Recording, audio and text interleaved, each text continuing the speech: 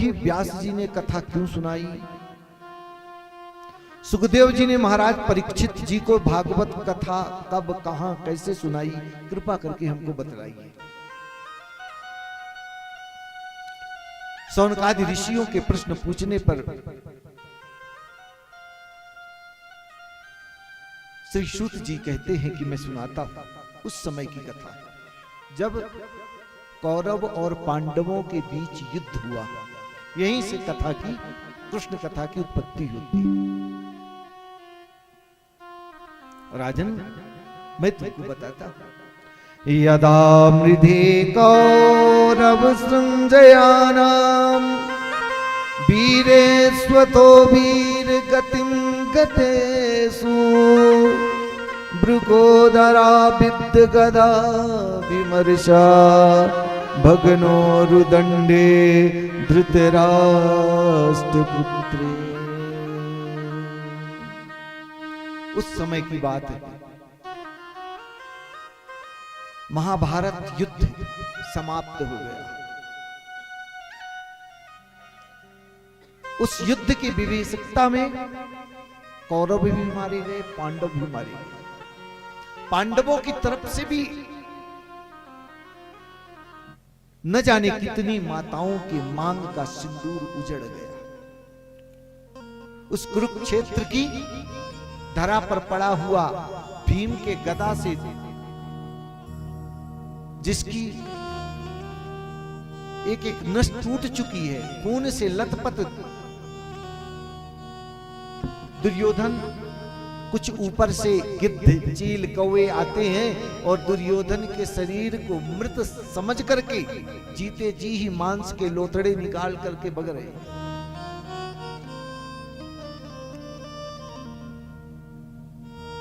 परंतु उसके इंद्रियों में इतना बल नहीं है कि उन पक्षियों को अपने हाथ से भगा सके। अचेतन अवस्था में पड़ा हुआ है।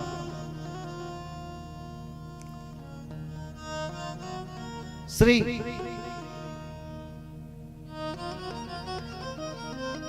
गुरुदेव द्रोणाचार्य का पुत्र अश्वत्थामा आता है। मित्र,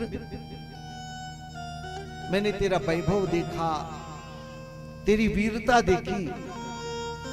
आज तू इस तरह धरती पर रक्त से लथपथ, बल से विहीन होकर के पड़ा है। बता, मैं तेरी क्या मदद कर सकता हूं? तेरी आखिरी इच्छा क्या है? लेकिन राजन, आतताई व्यक्ति मरते दम में भी दृष्टता ही करता है।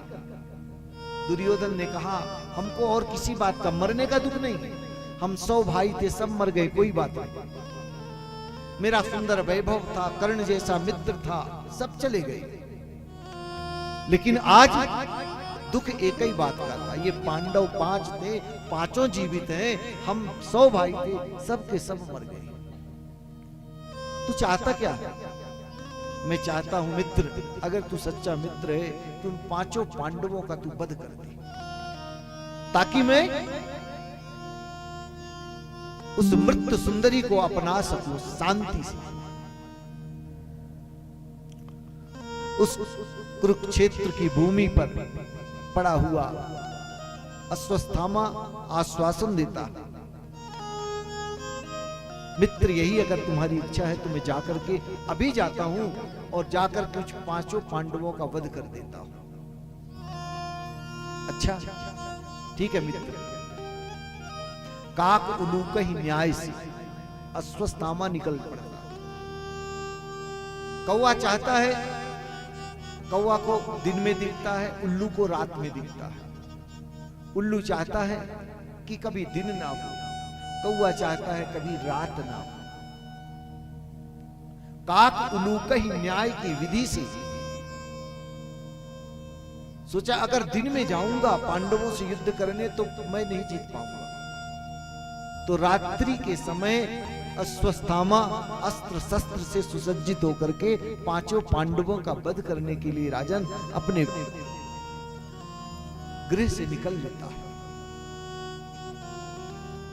इधर भगवान जिसके साथ स्वयं द्वारिकाधीश हो, श्री कृष्ण हो, नारायण हो, उनका कौन क्या बिगाड़ सकता है।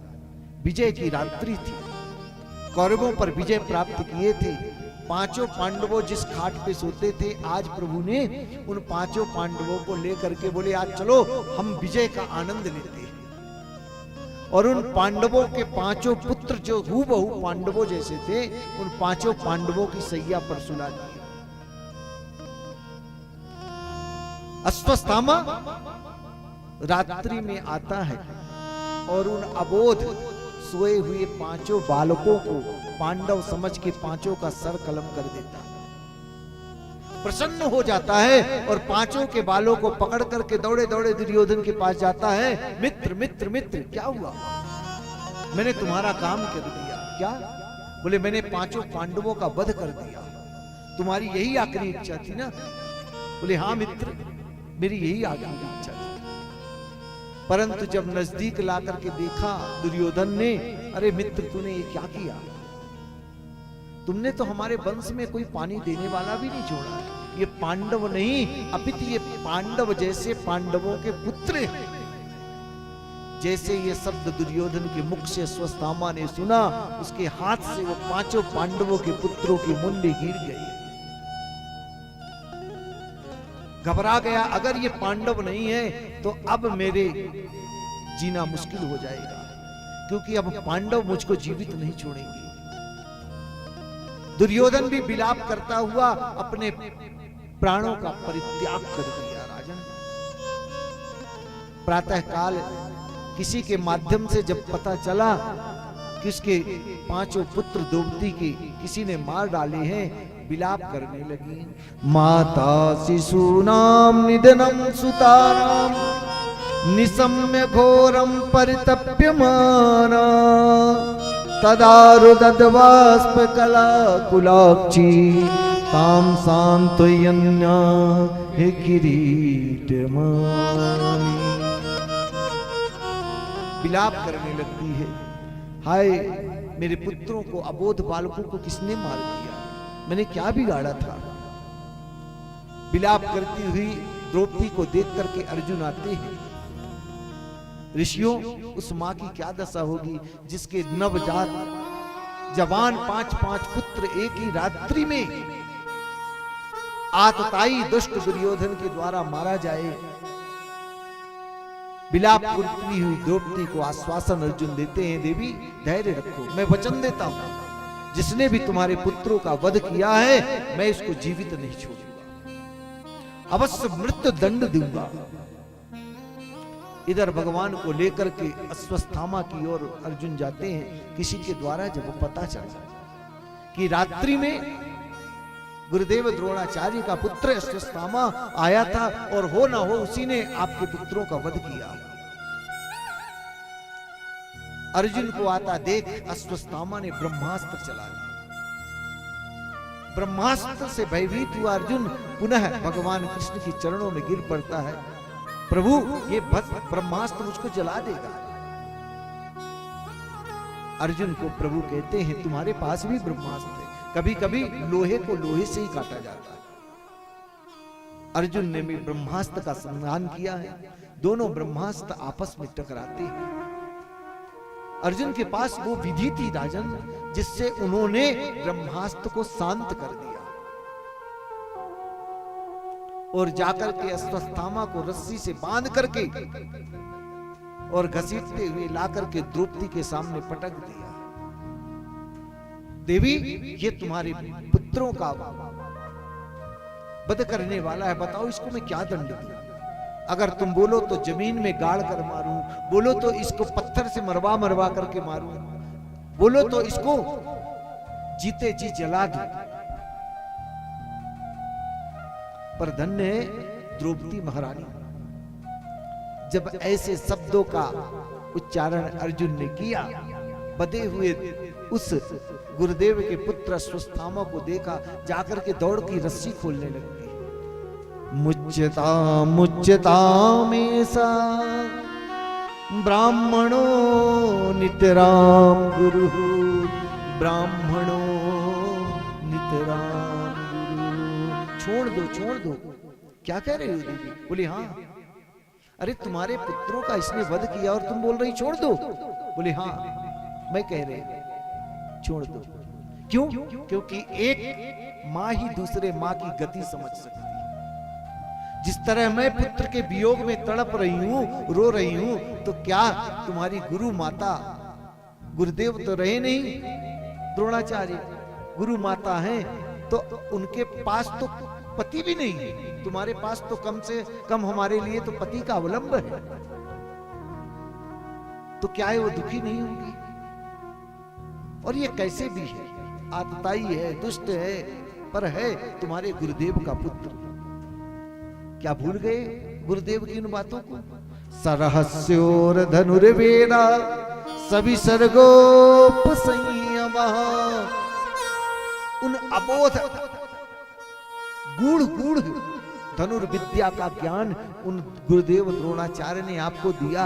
आज वही गुरुदेव तुम्हारे सामने पुत्र बनकर के आए हैं और अपनी गुरु दक्षिणा मांग रहे हैं। छोड़ दो इसको। भीमसेन खड़े थे, भीमसेन को लगा सब छोड़ दे, लेकिन मैं इसको जीवित नहीं छोड़ूंगा। भगवान भी चुपचाप खड़े हैं। क्या तुम जानते हो भीम भैया, इसका वध करने से क्या मिलेगा? कि मारोदि दस्य जननी गौतमी पति देवता, गौतमी पति देवता।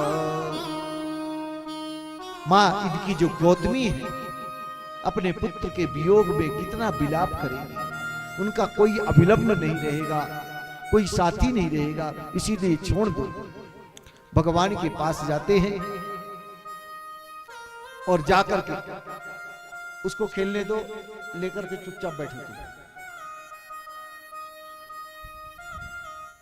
बोली वृंदावन बिहारी लाल की जय। ब्रह्म बंधुर न हंतव्यः आततायी बधार्हणा, आततायी बधार्हणा। मां गौतमी ने आज द्रौपदी ने, मां द्रौपदी ने उसको खेलने दो।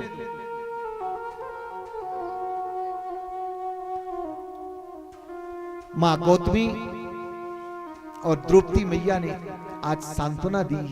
अंत में भगवान के पास बात पहुंचती, क्या करें? गोविंद कहते हैं वही करो जो धर्म करता है। ब्रह्म बंधुर न हंतव्या आतताई बदारहणा। ब्राह्मण कैसा हो वो वध के योग्य नहीं है। आतताई यानी दुष्ट, कितना भी उसको कभी भी जीवन दान नहीं देना चाहिए। भगवान ने ये जब वचन कहा, बोले आपने तो दोनों कह दी, एक तो ये ब्राह्मण भी है तो बोलते हो कि ब्राह्मण वध नहीं करना चाहिए, और एक तरफ आप बोले हो आतताई बदारण, आतताई व्यक्ति कोई भी है उसको छोड़ना नहीं चाहिए। अब बताओ हम क्या करें? भगवान कहते हैं, अर्जुन हमने तुमको गीता का ज्ञान दिया था, उस समय दिया था जिस समय तुमने अपने आप के मन में ठान लिया था कि अब हमारे सामने तो अपने ही, किन पर मैं बाण चलाऊं, किनको मारूं। उस समय गीता का ज्ञान हमने दिया था, आज वही गीता का ज्ञान काम आ रहा है। अंत में अर्जुन ने कहा, सोचा कि ब्राह्मण का वध भी ना हो, आतताई को छोड़ा भी ना जाए, तो क्या किया जाए?